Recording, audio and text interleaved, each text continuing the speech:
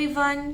तो आज के लेक्चर में हम डिस्कस करने वाले हैं हमारा जो गैटरमैन कॉच रिएक्शन होता है वो, ठीक है, जो 12th स्टैंडर्ड में आता है और एक JEE और नीट के लिए बहुत ही यूजफुल है। तो आज के लेक्चर में हम हमारा गैटरमैन कॉच रिएक्शन और उसका मैकेनिज्म कैसे होता है वो देखने वाले हैं, ठीक है। तो स्टार्ट करते हैं। हमारा रिएक्शन क्या होता है। ये जो गैटरमैन कोच रिएक्शन होता है ना, इसमें बेंजीन के साथ रिएक्शन होता है। बेंजीन में हमारा जो CO और HCl के साथ एनहाइड्राइड AlCl3 के कंडीशन में रिएक्शन होती है और जो प्रोडक्ट हमारा फॉर्म होता है वो क्या होता है, हमारा बेंजाल्डिहाइड फॉर्म होता है। ये जो बेंजीन है इसके साथ हमारा एल्डिहाइड अटैच हुआ तो इसे क्या बोलते हैं हम, बेंजाल्डिहाइड। तो ये जो गैटरमैन कॉच रिएक्शन है इसमें क्या होगा, हमारा प्रोडक्ट जो है वो बेंजाल्डिहाइड फॉर्म होगा, ठीक है। तो ये तो बात हुई हमारे जो रिएक्शन था इसकी। अब इसका मैकेनिज्म क्या होता है वो देखते हैं। अब mechanism step by step follow करते हैं, राइट। तो हमारा रिएक्शन का स्टार्टिंग में ही हमने देखा कि HCl और एनहाइड्राइड AlCl3, तो क्या होगा HCl, यानी कि इसमें क्या होगा हमारा H+ और Cl-, ठीक है। तो जो Cl- है वो जो AlCl3 है इसके ऊपर अटैक करेगा, जो Cl- negative charge as a nucleophile, right. तो इसमें प्रोडक्ट क्या होगा, हमारा H+ जो है वो रिलीज हो जाएगा और AlCl4 जो है वो फॉर्म होगा, राइट।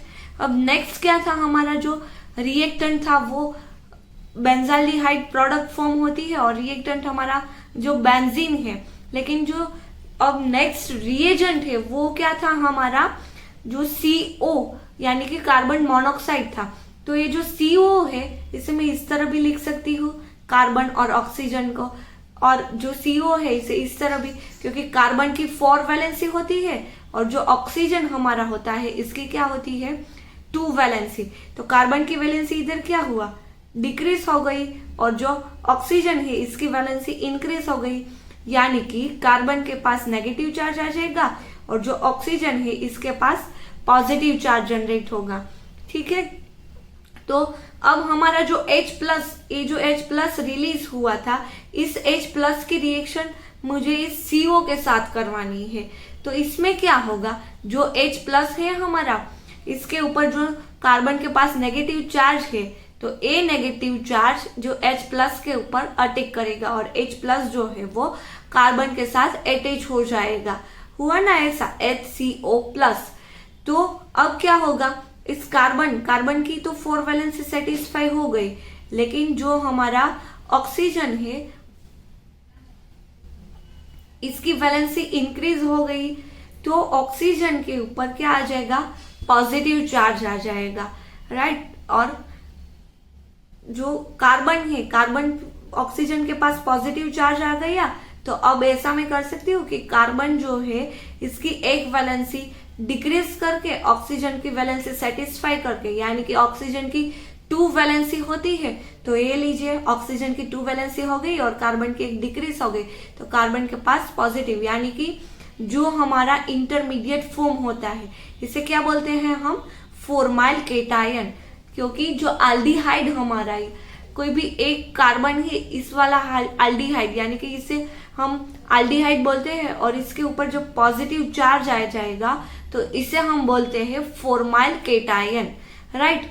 तो अब ये फॉर्माइल केटायन जो है वो हमारा इस रिएक्शन का इंटरमीडिएट है। अब तो कुछ नहीं, लास्ट स्टेप के पास ही हम पहुंच गए हैं। तो जो फॉर्माइल केटायन जनरेट हुआ इसमें कुछ नहीं, अब ARAC होगी, यानी कि एरोमेटिक इलेक्ट्रोफिलिक सब्स्टिट्यूशन रिएक्शन होगा। एरोमेटिक इलेक्ट्रोफिलिक सब्स्टिट्यूशन क्यों बोलते हैं इसे, क्योंकि ये जो रिंग है हमारी, ये क्या है, एरोमेटिक रिंग है, और ये जो CHO+ यानी कि फॉर्माइल केटायन वो क्या हुआ, हमारा इलेक्ट्रोफाइल, इसके ऊपर पॉजिटिव चार्ज है, इसकी वजह से इसके क्या बोलते हैं, इलेक्ट्रोफाइल बोलते हैं। और कुछ नहीं, इसे हमें बेंजीन रिंग में सब्स्टिट्यूट करवाना है, तो इसकी वजह से इसे क्या बोलते हैं, ARSE यानी कि aromatic electrophilic substitution reaction, right.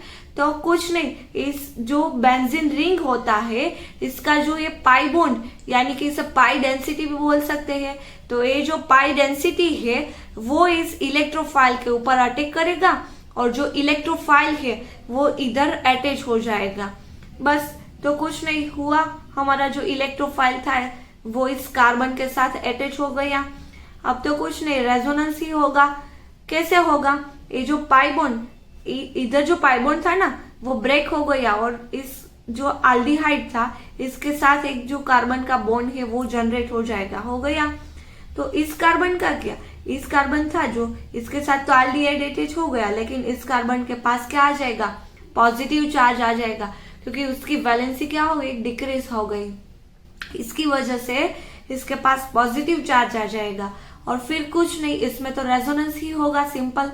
ये जो बॉन्ड है वो इधर शिफ्ट हो जाएगा, तो इस जो कार्बन है इसके पास पॉजिटिव चार्ज आ जाएगा, आया इसके पास पॉजिटिव चार्ज। फिर से ये जो बॉन्ड है वो इस कार्बन का जो बॉन्ड है इसके ऊपर शिफ्ट हो जाएगा, तो इधर डबल बॉन्ड जनरेट होगा और इधर पॉजिटिव चार्ज, सिंपल आ गया।